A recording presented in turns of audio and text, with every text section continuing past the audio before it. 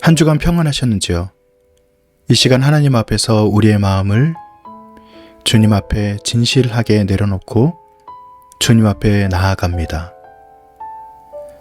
우리 중에 용서하지 못한 마음을 아직도 품고 있는 이들이 있다면 오늘 말씀을 통해 용서를 알게 하시고, 주님 앞에서 원망하며 살고 있는 사람이 있다면 원망을 내려놓는 우리 삶이 되게 하시옵소서.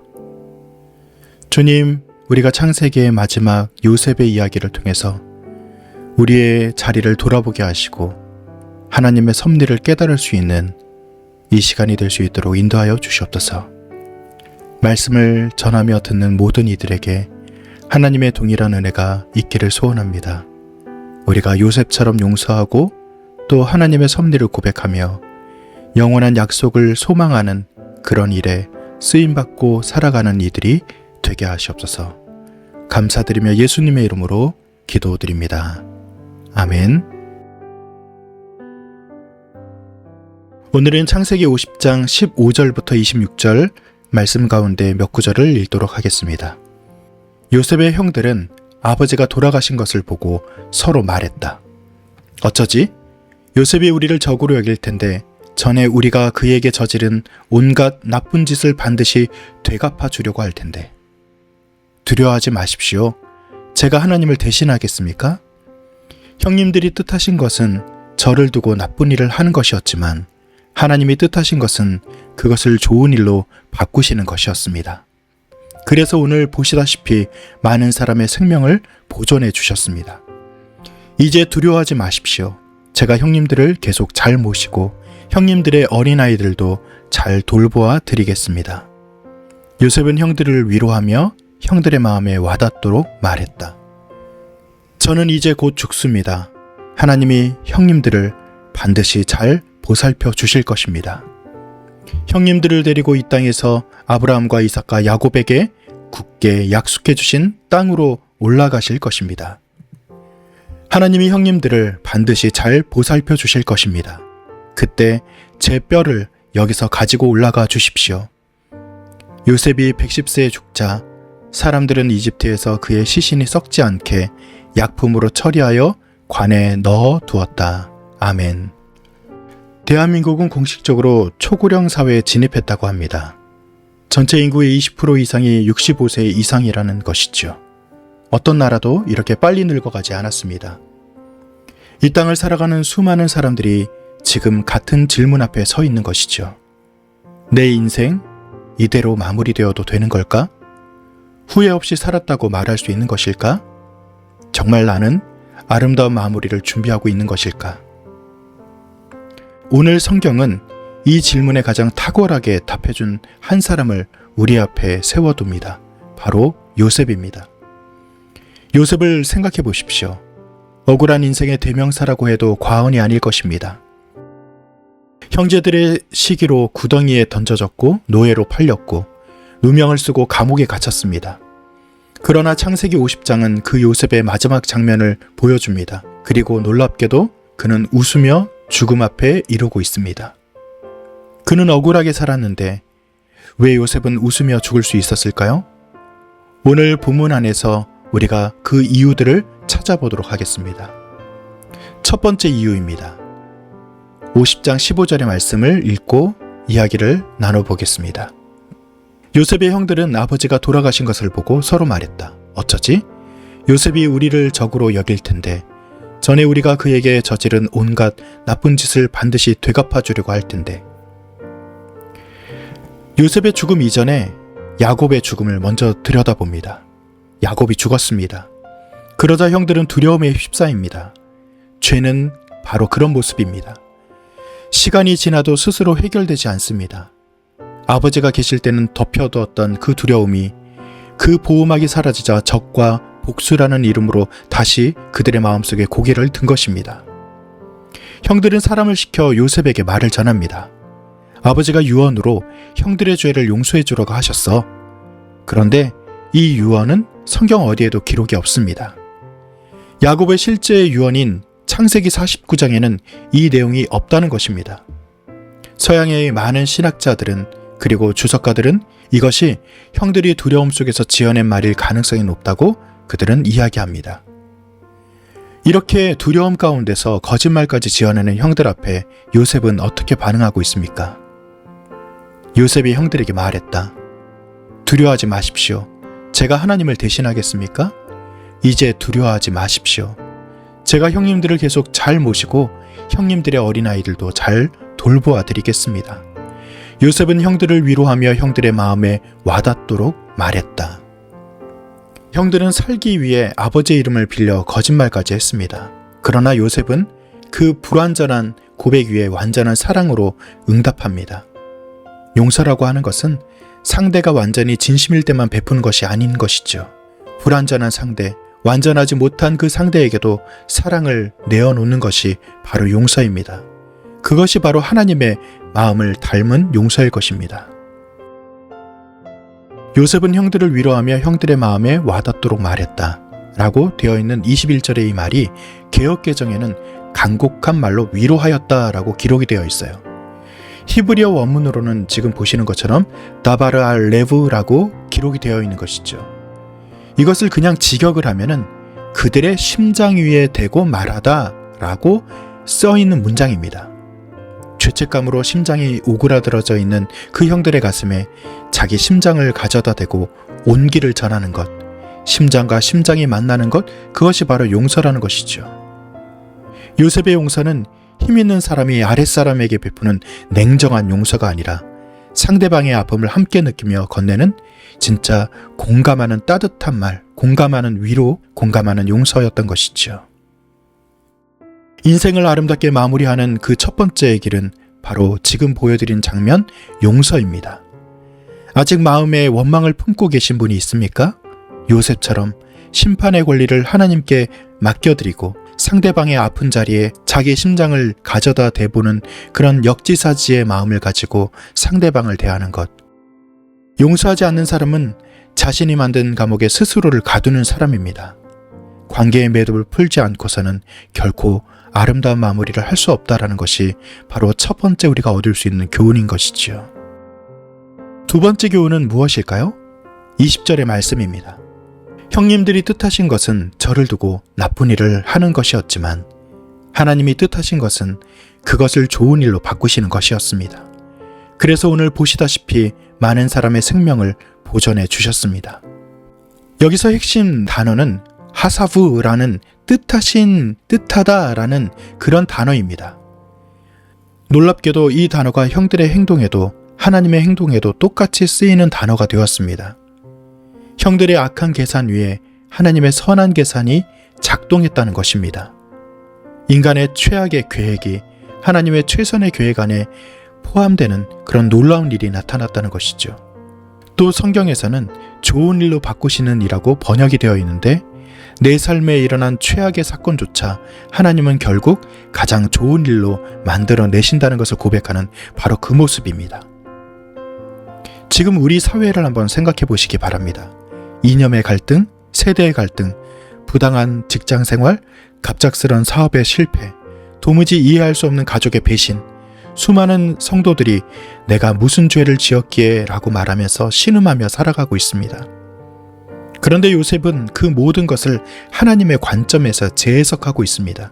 이것이 바로 신앙입니다. 하나님은 내 삶의 어떤 나쁜 장면도 그대로 버려두시지 않습니다. 하나님 손에 포함되어 있다면 그것이 비록 악한 것으로 시작되고 악한 계획 아래 있었을지라도 하나님께서는 반드시 좋은 일로 바꾸신다는 것을 여러분 믿으시기를 바랍니다. 종교개혁자 칼뱅은 고향에서 쫓겨나 떠돌아 살았습니다. 그렇게 살면서도 하나님의 섭리가 없었더라면 나는 진작에 무너졌을 것이다 라고 고백했습니다. 그 모진 세월을 살았던 칼뱅은 결국 종교개혁의 중심이 되는 기적을 낳게 되었던 것이죠. 우리가 고난 한복판에 있을 때는 왜 이런 일이 생겼는지 도무지 알 수 없습니다. 그러나 시간이 지나 뒤를 돌아보면 그 아픔의 자리마다 하나님의 손길이 있었음을 우리는 발견하게 됩니다. 우리의 인생도 마찬가지입니다. 지금 이해되지 않는 고난에 있습니까? 그렇다면 언젠가 그것이 하나님의 섭리였음을 고백하는 날이 반드시 올 것입니다. 인생을 아름답게 마무리하는 사람은 원망하지 않습니다. 살아오면서 겪은 모든 아픔이 하나님이 좋은 일로 바꾸시는 과정이었다고 믿기 때문입니다.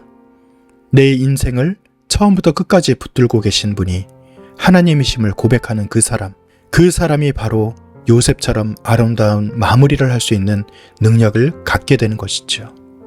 우리의 인생에서 원망 대신 하나님께 감사와 찬송을 흘려보내는 그런 아름다운 일들이 있기를 간절히 축원드립니다. 요셉의 그 마지막이 아름다웠던 세 번째 이유입니다. 24절, 요셉이 형들에게 말했다. 저는 이제 곧 죽습니다. 하나님이 형님들을 반드시 잘 보살펴 주실 것입니다. 형님들을 데리고 이 땅에서 아브라함과 이삭과 야곱에게 굳게 약속해 주신 땅으로 올라가실 것입니다. 잘 보살펴 주실 것이라는 말의 히브리어 원어는 파카드입니다. 이 단어는 멀리서 무심히 바라보는 것이 아닙니다. 왕이 신하를 잊지 않고 친히 찾아와 손을 잡아주는 것, 그것이 바로 파카드라는 단어 안에 들어있는 뜻입니다. 하나님이 우리를 파카드 하신다는 것은 우리를 결코 잊지 않으시고 반드시 직접 찾아오신다는 약속입니다. 성경에서는 이것을 반드시 잘 보살펴 주실 것이라고 번역한 것은 바로 하나님의 따뜻하고 강력한 손길과 그 개입을 이야기하는 것임을 우리는 알 수 있는 것이죠. 요셉은 이집트 총리로 110세까지 살면서 에브라임의 자손 3대를 두 눈으로 보는 복을 누렸습니다. 세계 최강 대국의 총리였으니 마음만 먹었다면 파라오 못지않은 화려한 무덤을 남길 수도 있었을 것입니다. 실제로 본문은 그의 시신이 미라로 처리되었다고 기록하고 있습니다. 그러나 요셉은 이집트의 영광에 마음을 두지 않았습니다. 그의 관은 이집트 한복판에 놓여 있었지만 그것은 후손들에게 날마다 들려주는 살아있는 설교였습니다. 얘들아, 여기가 우리의 영원한 집이 아니란다. 하나님이 약속한 땅이 따로 있단다. 우리는 반드시 그곳으로 가야 하지. 그리고 그의 그 유언은 헛되지 않았습니다. 수백 년이 흘러 출애굽하는 날이 찾아왔을 때 모세는 이집트를 떠나면서 요셉의 유고를 챙겨서 떠나가게 됩니다. 요셉은 죽어서도 약속의 땅에 들어간 사람으로 우리는 기억하고 있습니다. 이렇게 인생을 아름답게 마무리하는 사람은 이 땅에 영원한 집을 짓지 않습니다. 이 세상의 화려함에 우리의 마음과 우리의 영혼을 팔지 않는 것이죠. 죽음 너머의 약속, 하나님이 반드시 잘 보살펴 주실 것이라는 그 신뢰, 그 영원한 하나님 나라를 소망하면서 우리의 후손, 우리의 자손들에게 믿음의 이정표를 요셉처럼 남기는 것입니다. 우리의 결론은 무엇입니까? 즉, 우리의 인생은 죽음으로 끝나지 않는다는 것입니다. 우리의 삶의 마지막도 하나님을 향해 소망으로 열려 있다는 것이 바로 인생인 것을 깨달으시고 그렇게 걸어가시는 귀한 일이 있기를 간절히 축원드립니다. 창세기는 어떻게 끝날까요? 마지막 장면은 이렇게 기록이 되어 있습니다. 요셉의 시신이 관 속에 놓인 채 이집트에 남겨집니다. 창조의 아침 하나님이 빛이 있으라 말씀하시며 세상을 여신 그 창세기가 관 하나로 막을 내리는 상당한 대비가 되는 장면으로 창세기가 끝마쳐지고 있다는 것이죠. 이것은 어떻게 보면 죄 아래 놓여있는 인간의 현실을 이야기합니다. 아무리 요셉처럼 위대한 인생도 아무리 화려하게 살았어도 마지막은 결국 관을 남기는 인생이 되는 것이죠. 우리도 예외 없이 그렇게 걸어가고 있습니다. 그러나 분명히 기억해야 되는 것은 무엇입니까? 요셉의 관은 닫힌 절망이 아니었습니다. 그것은 약속의 땅을 향해 열려있는 소망의 상자였다는 것입니다. 창세기 50장의 어두운 관은 출애굽기의 찬란한 해방을 향해서 분명히 열려있는 끝난 인생이 아니라 앞으로 하나님께서 여시는 그 방향을 향해서 어떻게 나아가야 할지를 기대하는 인생으로 창세기의 끝은 그렇게 기록되어 있는 것이죠. 이 요셉의 이야기는 우리에게 한 분을 떠올리게 합니다. 형제들에게 팔리고 버려지고 죽음의 구덩이에서 던져졌던, 그리고 우리가 원수 되었을 때 우리의 죄를 짊어지셨고 우리의 심장에 대고 말씀해 주신 분, 바로 예수 그리스도 그분이십니다. 로마서 5장 8절에서는 말합니다. 우리가 아직 죄인 되었을 때 그리스도께서 우리를 위해 죽으심으로 하나님께서는 우리에 대한 자신의 사랑을 나타내셨다고 말입니다. 요셉이 형들에게 한 일들은 그리스도께서 우리에게 하신 일과 비슷한 일들입니다. 요셉의 이야기는 복음의 예고편이었던 것이죠. 사랑하는 성도 여러분, 우리도 언젠가 그 관 앞에 서게 될 것입니다. 그날이 언제인지 우리는 결코 알지 못합니다. 그러나 한 가지는 분명히 우리가 알고 있습니다. 그 마지막 날 요셉처럼 용서하며 살았는가? 하나님의 섭리를 정말 붙들며 살아왔는가? 그리고 영원한 약속을 바라보며 살았는가 하는 것이죠. 그것이 우리의 인생의 진짜 결산이 될 것입니다. 요셉의 관은 절망의 상자가 아니었다고 말씀드렸습니다. 바로 약속의 땅을 향해 열려있는 소망의 상자로 기록된 것이죠. 우리의 마무리도 그렇게 되기를 주님의 이름으로 간절히 원합니다. 이렇게 말씀 앞에서 우리가 결단하며 나아가길 원합니다. 여러분 마음 가운데 용서하지 못한 사람이 있습니까? 오늘 그 심판을 우리의 손에 두지 마시고 하나님 앞에 내려놓으시기 바랍니다. 그것이 우리를 자유하게 할 것입니다. 혹은 살아오면서 겪은 고난이 아직도 원망스럽습니까? 하나님이 그것을 반드시 좋은 일로 바꾸시고 또 우리를 인도하고 계심을 여러분 고백하시기 바랍니다. 그 고백이 우리의 삶을 감사와 찬송으로 바꿀 것입니다. 또한 이 세상의 것들에 마음을 뺏기고 살아갑니까? 눈을 들어 하나님이 약속하신 영원한 나라를 우리는 바라보아야 할 것입니다. 그 소망이 지금 걷고 있는 우리의 발걸음을 흔들리지 않게 붙들어 줄 것입니다. 그렇게 살아갈 때 우리의 지금 살아가는 이 삶과 언젠가 올 인생의 끝에서도 반드시 우리 모두는 아름다운 결론에 도달하게 될 것을 믿습니다. 요셉처럼 아름다운 마무리, 아름다운 결론에 도달하는 우리 인생이 되시기를 다시 한번 간절히 축원드립니다. 억울해도 용서했고 고난 속에서도 하나님의 손길을 보았으며 화려한 이집트에서도 약속의 땅을 놓지 않았던 그 요셉을 우리는 바라봅니다. 우리도 그렇게 살아가기를 소원합니다. 하나님, 그래서 우리도 용서할 사람을 떠올리게 하시고 우리에게 있는 이 모든 고난이 하나님 안에서 어떻게 아름다운 일로 변할지를 기대하게 하시고 또 우리가 이 땅에서 삶을 마무리하는 것이 아니라 영원한 것을 소망하면서 그렇게 힘차게 발걸음을 걸어가는 그런 귀한 인생이 되게 하여 주시옵소서. 우리가 그렇게 한 주를 또 살아가겠습니다. 그렇게 한 주 한 주 살아가다 요셉처럼 아름다운 마무리를 짓는 그날이 찾아올 때 우리가 분명히 요셉처럼 웃으며 이 땅을 떠날 수 있도록 주님 복을 더하여 주시옵소서. 지금 이 시간 이후로 하나님 아버지의 한없는 사랑이 우리와 함께 하시고 나쁜 일을 좋은 일로 바꾸시는 하나님의 그 섭리가 우리의 삶을 인도하시며 죽음도 막지 못하는 성령의 소망으로 우리의 마음이 가득 채워지기를 소원합니다. 우리가 가는 모든 길에서 하나님이 반드시 우리를 찾아오시고 보살펴 주실 것을 분명히 믿습니다. 이제는 우리 주 예수 그리스도의 은혜와 하나님의 그 사랑하심과 성령의 내주 교통하심이 이렇게 살아가길 원하는 우리 모두와 함께 하시기를 간절히 축원드리옵나이다. 아멘.